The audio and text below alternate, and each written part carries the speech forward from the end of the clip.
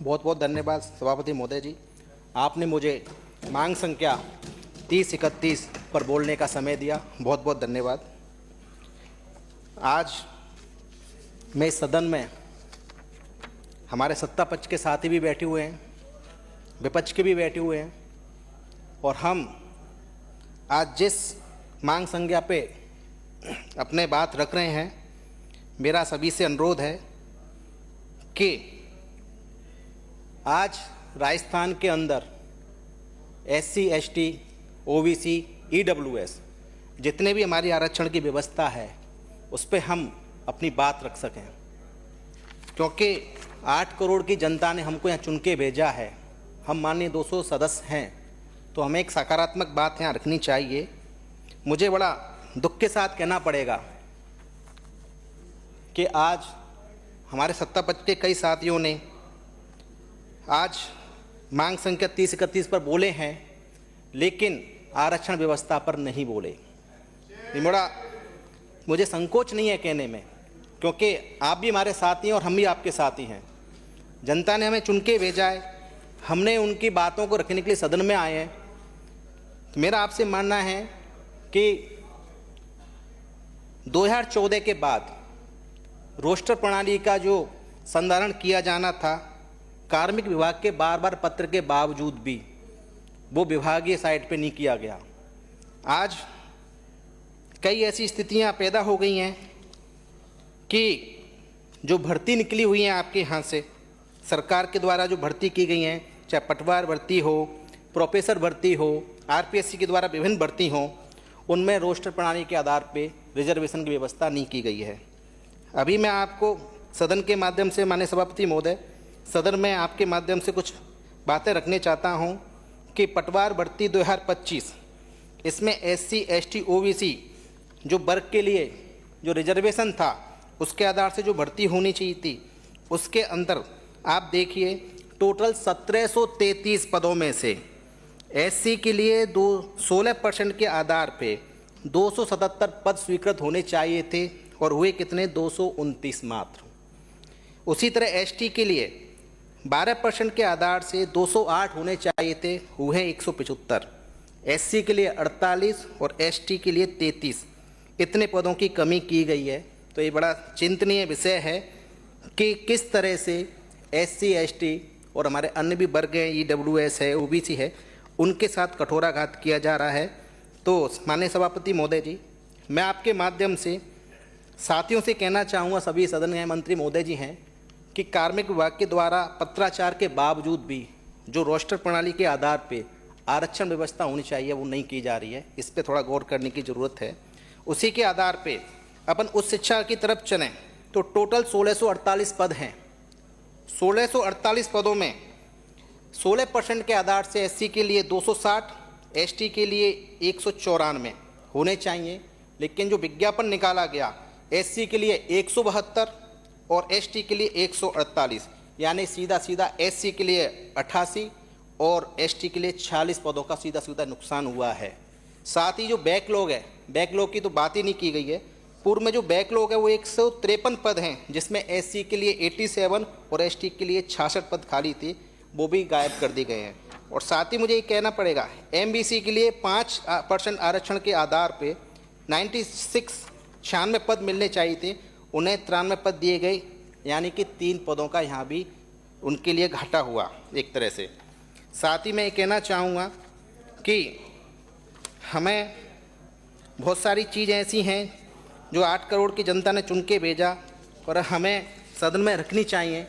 चूँकि हमारे कई सदस्य हैं, पता नहीं क्यों नहीं बोल पाते हैं। बोलना चाहिए हम सबको, आरक्षण व्यवस्था बोलनी चाहिए, क्योंकि 8 करोड़ की जनता ने चुन के भेजा हमें यहाँ पर, और हम सभी साथी यहाँ हैं। हम अब यहाँ नहीं बोलेंगे तो कहाँ बोलेंगे? 900 पशु चिकित्सकों की भर्ती 2019 में की गई, 2019 में, और उसका रिजल्ट आया था अभी 3 अगस्त 2024 को। उसमें अपन देखें, उसके अंदर जो SC, ST की कैटेगरी हैं उसमें न्यूनतम अंकों का कोई प्रावधान नहीं रखा गया, कोई भी प्रावधान नहीं रखा गया। इसके अंदर जब परिणाम को देखने को मिला कि पूर्ण एलिजिबल छात्र उपलब्ध होने के बावजूद भी ST के 63 पद खाली रखे गए और SC के 39 पद खाली रखे गए। यहाँ भी हमारे SC ST भाइयों के अधिकारों का हनन हुआ। ये भी माननीय सभापति महोदय जी आपके माध्यम से मैं कहना चाहूँगा इस सदन में कि हमें इस पे गौर करना पड़ेगा इसके ऊपर। साथ ही सहकारिता के अंदर अपन देखते हैं राजस्थान में लगभग 41,000 से अधिक सहकारी संस्थाएं हैं। राज्य स्तरीय, केंद्र स्तरीय बहुत सारी है, इसमें नाम लूँगा जैसे कि केंद्रीय सहकारी भूमि विकास बैंक, जिला दुग्ध उत्पादक संघ, क्रय विक्रय सहकारी समितियाँ, उपभोक्ता होलसेल भंडार, केंद्रीय बुनकर संघ, नागरिक बैंक, ग्राम सेवा सहकारी समितियाँ, यानी कई तमाम सहकारी यहाँ समितियाँ हैं। इसके अंदर सहकारी संस्थाओं में केंद्र भारत सरकार की हिस्सा पूंजी अंशदान सहायता की राशि विनियोजित की जाती है। साथ ही मैं कहूँगा कि इसमें SC ST जो वर्ग है केवल संचालक मंडल के पदाधिकारियों के लिए ही इसमें हमें शामिल किया जाता है SC ST वर्ग के लिए। अगर आप इसमें उनके अध्यक्ष और उपाध्यक्ष के लिए अगर आप आरक्षण की व्यवस्था कर देंगे तो हो सकता है कि हमारे भी लोग अध्यक्ष उपाध्यक्ष बन करके अपनी सेवाओं को देने का मौका देंगे। मेरा सभापति महोदय आपके माध्यम से सदन से निवेदन है कि जिस तरह से हमारे SC ST OBC EWC जो रोस्टर के आधार पर जो पद मिलने चाहिए वो नहीं मिल पा रहे हैं, उस पर भी थोड़ा मैं गौर करने की ज़रूरत है। साथ ही छात्रवृत्ति, चूँकि मैं धौलपुर की बछड़ी विधानसभा से आता हूँ, हमें कई फ़ोन आते हैं कि साहब हमको छात्रवृत्ति नहीं मिल पा रही है, हमें समय पर छात्रवृत्ति नहीं मिल पा रही है। इस पर भी गौर करने की ज़रूरत है कि राज्य सरकार और केंद्र सरकार कहाँ से फंडिंग नहीं हो पा रही है। आपकी डबल इंजन की सरकार है, आप त्वरित फंड लेकर के बच्चों के छात्रवृत्ति डालेंगे तो हो सकता है कि उनके कहीं से कर्ज लेकर के अपनी फीस भरी हो, उन पे किसी तरह का आर्थिक रूप से दबाव हो तो वो कम हो सके और वो अपने शिक्षा पे ध्यान दे सके। चूँकि SC ST OBC में हमारी पूर्ववर्ती सरकार ने हमेशा इन वर्गों का ध्यान रखा है, लेकिन इस बजट के अंदर हम SC ST OBC लोगों को बिल्कुल ठगा होना पड़ा है, बिल्कुल ठगा गया हम लोगों को।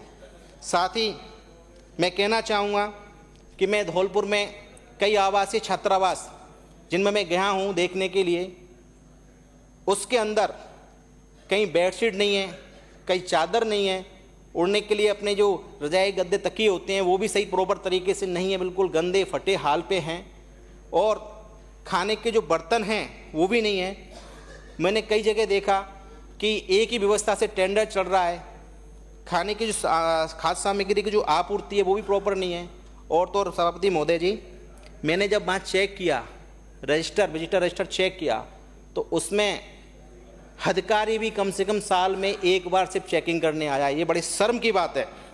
मैं आपको ये कहना चाहूँगा सदन में आपके माध्यम से कम एक ऐसी नीति अधिकारी, चाहे उपखंड अधिकारी हो, तहसीलदार हो, BDO हो या कोई प्रॉपर अधिकारी वहाँ पे जाकर के समय समय पे महीने में एक बार तो विजिट करे, बाकी समस्याओं को देखे, बच्चे किस हालात पे रह रहे हैं। क्योंकि वो आवासीय छात्रावास, चाहे उनकी बिल्डिंग हो, चाहे उनके एजुकेशन हो, चाहे गेम्स के संसाधन हो, कुछ नहीं आज वहाँ पे। ये बड़ा कहने के लिए मैं इस सदन में आपके माध्यम से कहना हूँ। साथ ही हॉस्टल अधीक्षक, बहुत सारे पद खाली पड़े हैं हॉस्टल अधीक्षक के, कई बार हम डेपुटेशन पे लगाते हैं उनको। मेरा माननीय सभापति महोदय जी, सदन में आपके माध्यम से सरकार से निवेदन है कि हॉस्टल अधीक्षकों की जल्दी से जल्दी भर्ती की जाए, जिससे डेपुटेशन पे हम लोगों को नहीं लगाना पड़े। साथ ही यहाँ मैं सरकार से आपके माध्यम से निवेदन करता हूँ कि माननीय मुख्यमंत्री महोदय जी, SC ST OBC EWC वर्ग के लिए अलग से एक नीति लाएं। माननीय सभापति महोदय जी, मुझे आपका संरक्षण चाहिए। मैं पहली बार का विधायक हूँ और मुझे बोलने का मौका मिला है, तो मैं चाहता हूँ 5 मिनट आपसे निवेदन है मेरा, 5 मिनट बस प्लीज। वक्त आप बहुत है, ये है, आप बात उनके उत्थान के लिए नीति बनाई जाए। साथ ही हमारी सरकार के समय में, हमारी पूर्ति सरकार के समय में दिव्यांगों के लिए 5000 स्कूटियाँ देने का प्रावधान था। आप 24-25 के बजट में मात्र 2000 स्कूटियाँ दी गई दिव्यांगों के लिए और 25-26 के बजट में 3000। 24-25 के बजट में धौलपुर जिले में मात्र 27 स्कूटियाँ मिली थीं, जिसमें बसड़ी विधानसभा में सिर्फ 4 स्कूटियाँ आई। मेरा सदन में माननीय सभापति महोदय जी आपके माध्यम से विनती है कि इसमें दिव्यांग स्कूटियों को और बढ़ाया जाए। साथ ही माननीय सभापति महोदय, मुझे आपके माध्यम से सदन में बात रखने का मौका मिल रहा है कि प्रदेश के अंदर एससी समुदाय के राजकीय कार्यों के विरुद्ध जातीय द्वेषता एवं बदले की भावना से निलंबन एवं अनुशासनात्मक कार्रवाई की जा रही है। मैं आपके सामने कुछ बिंदुएं रखूंगा। इसमें मुझे आपके माध्यम से सरकार को कहना पड़ रहा है कि दिनांक 14 दिसंबर 2023 को दौसा क्षेत्र के मंडावरी गांव के एससी समुदाय के 8वीं की स्कूल की छात्रा का अपहरण कर बलात्कार किया गया। 26 जनवरी 2024 को गणतंत्र दिवस के समारोह में श्रीमती हेमलता बैरवा प्रबोधक राजकीय उच्च प्राथमिक विद्यालय लकड़ाई तहसील किशनगंज जिला 12 को अपने संवैधानिक दायित्व निभाते हुए उनको पे भी अनुशासनात्मक कार्रवाई की गई। ये सोचने लायक विषय है।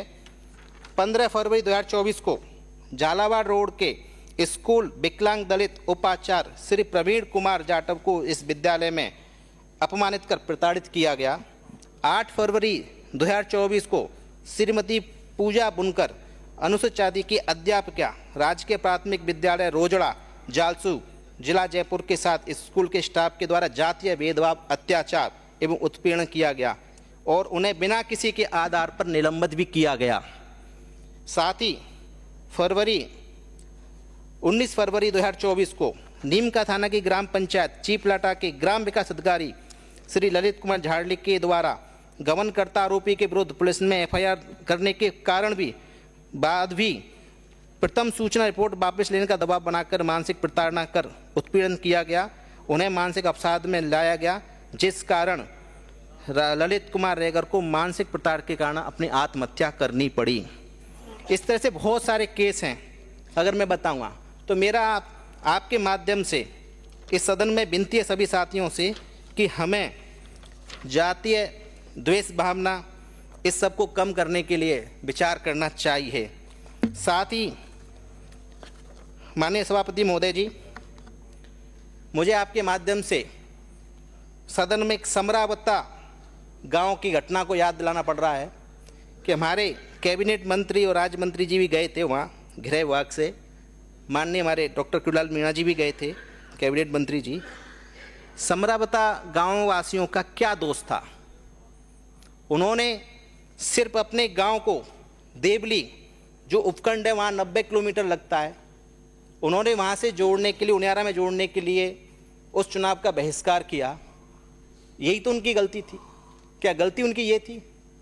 उन्होंने जब चुनाव का बहिष्कार कर दिया, एसडीएम साहब के द्वारा कलेक्टर साहब का मैसेज भी पहुँच गया, तो क्या कलेक्टर साहब को आकर के उनको समझाइश करनी चाहिए थी? मेरा मानना है कि अगर वो समझाइश करते तो ये घटना नहीं घटती। घटना घटी वहाँ के निर्दलीय हमारे जो चुनाव लड़ने वाले थे प्रत्याशी, वो वहाँ गए। उन्होंने वहाँ देखा कि ज़बरदस्ती मतदान कराया जा रहा है एसडीएम के द्वारा। ये भी सोचने वाली विचार है कि लोकतंत्र में सबको बराबर का हकदार है। अगर उनकी पीड़ा है तो उस पीड़ा को जा कर के सुनना चाहिए था कलेक्टर साहब को, अन्य उच्च अधिकारियों को आश्वासन देते उनको, ये घटना नहीं घटती। साथ ही जब वहाँ के निर्दलीय प्रत्याशी जी ने जब ये घटना घटी, उन्होंने बोला कि आपने मतदान क्यों कराया, तो सबकी ड्यूटी बनती है कि भाई समझाइश के द्वारा बात होती तो अच्छी बात थी। घटना घटी, घटना के बाद थप्पड़ कांड भी हुआ, सारी चीज़ हुई। लेकिन शाम के टाइम जब वहाँ के समरावता के सारे निवासी मीनावाटी गानों के साथ अपना मनोरंजन कर रहे थे, तो वहाँ पुलिस प्रशासन के द्वारा गांव को घेर करके और लोगों को ज़बरदस्ती आंसू गैस और कई सारे डंडे पत्थर आदि से उनको भगदड़ मची, उनको मारा पीटा गया और ज़बरदस्ती उनको जेल में डाला गया। वहाँ पे सरकार के 2 मंत्री गए और दोनों मंत्रियों ने न्यायिक जांच की बात कही लोगों ने। क्या मैं माननीय सभापति महोदय जी आपके माध्यम से कहना चाहता हूँ, क्या सरकार समरावता गांव की न्यायिक जांच कराने की मंशा रखती है? ये हमें सोचने लायक बात है। 8 करोड़ जनता ने हमें चुन के भेजा है, हमें कुछ मान रखना चाहिए राजस्थान का।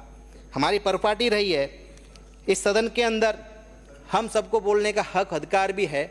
मेरा सभी साथियों से निवेदन है, चूँकि हम यहाँ पे आए हैं, मैं भी बसेड़ी में ऐसी विधानसभा से आया हूँ और यहाँ आया हूँ तो बाबा साहब के कलम के द्वारा आया हूँ, बाबा साहब के रिजर्वेशन के द्वारा मैं यहाँ आया हूँ। तो हमें हक है, पूरा अधिकार है कि हम अपने लोगों के लिए यहाँ बोलें। तो मेरा माननीय सभापति महोदय जी, आपके माध्यम से इस सदन के सभी सदस्यों से विनती है कि हमें SC ST EWS OBC वर्ग के उत्थान के लिए कम से कम सरकार से अपने अपने क्षेत्र में मांग डिमांड करनी चाहिए। और साथ ही मैं एक लास्ट बात कह के अपनी बात रखूँगा। माननीय सभापति महोदय जी, धौलपुर की जनता ने, ये लोकतंत्र है, ये जनतंत्र है, भाजपा की वहाँ एक भी सीट नहीं आई तो क्या वहाँ लोग नहीं रहते हैं? आज धौलपुर के साथ इतना कुठाराघात क्यों किया गया? हमारे एक भी विधानसभा के अंदर खड़िया का काट दिया सरकार के द्वारा इस बजट में कोई प्रावधान नहीं किया गया। माननीय मंत्री महोदय जी, आपसे नहीं कहेंगे, आप तो हमारे बुजुर्ग हैं और आपसे सीख रहे हैं हम तो पहली बार, आपको करना चाहिए था। 2 प्रस्ताव लिए गए, हम आपसे तो सीख रहे हैं, जब हम आपकी तरह करेंगे तो क्या होगा? हम तो चाह रहे हैं कि आप 2 काम लिए गए, वो भी पूरक बजट में भी नहीं आए हमारे। क्या धौलपुर राजस्थान का पार्ट नहीं है? वो भी तो एक हिस्सा है, कुछ तो दे देते। 8 करोड़ की जनता है, 12 लाख की वहाँ पे जनसंख्या है, ठीक है, लोकतंत्र है, कोई हारता है कोई जीतता है। आज कांग्रेस वहाँ पे जीती है तो कम से कम उन लोगों की तो मान लेते जो हमारे साथ भाजपा के सिंबल पे चुनाव लड़े, उनकी भी तो डिमांडें पूरी कर देते। हम सोचते कि चलो कुछ तो मिला हमारे क्षेत्र की जनता को। तो मेरा मानना है इस तरह से कुठाराघात न करें हमारे धौलपुर के साथ। आज धौलपुर शहर पूरा, कलेक्टर साहब ने 160 करोड़ की DPR बना के भेजी, 160 करोड़ की DPR, क्या मिला? अभी पूरक बजट में पढ़ा था हमने, 10 करोड़ धौलपुर शहर के विभिन्न सड़कों के लिए, धौलपुर शहर के। और बड़ा मुझे खुशी वो होती है, हंसी भी आती है, मात्र 1 करोड़ रुपए 2 किमी की सड़क के लिए। क्या धौलपुर का यही दुर्भाग्य है? 1 किमी की सड़क मात्र 2 करोड़ रुपए।